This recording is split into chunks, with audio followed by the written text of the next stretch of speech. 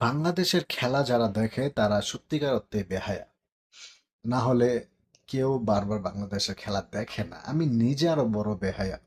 পাকিস্তানের সাথে যখন বাংলাদেশ হেরে গেছিল তখন আমি ভেবেছিলাম যে আর খেলা দেখবোই না, বা যদি দেখিও হাইলাইটস দেখবো। কিন্তু আফগানিস্তানের সাথে খেলাটা, মানে আমি ঘুম ভেঙে আমি খেলা দেখি।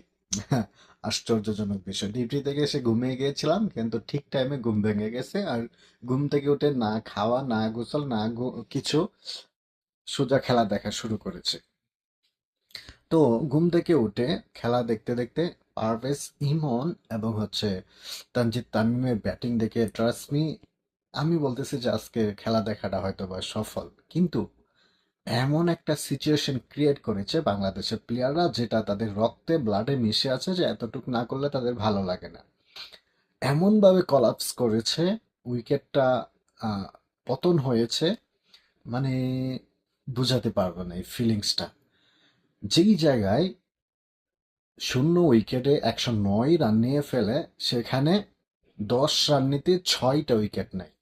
হুম, বোঝা যায়, ভাবতে পারেন যে তাদের কাণ্ড কারখানা কি। এবং রশিদ খান, যে কিনা 2 ওভারে 15 রান দিয়েছে, সে মাত্র মাত্র 4 রান দিয়ে 4টা উইকেট নিয়ে গেছে। ভাবা যায় এগুলা?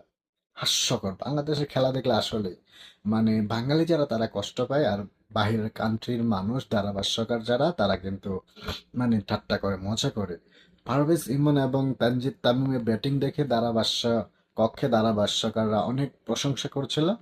যখন এভাবে উইকেট কলাপস করছিল তখন কিন্তু তারা হাসছিল আর মজা করছিল, বলছিল যে এমন দশা কিভাবে হচ্ছে। তো আসলে বাংলাদেশের খেলাটা না না দেখাই উচিত মনে করি, কারণ ভিতরে হার্টবিট মনে করেন যে লাফাইতে থাকে।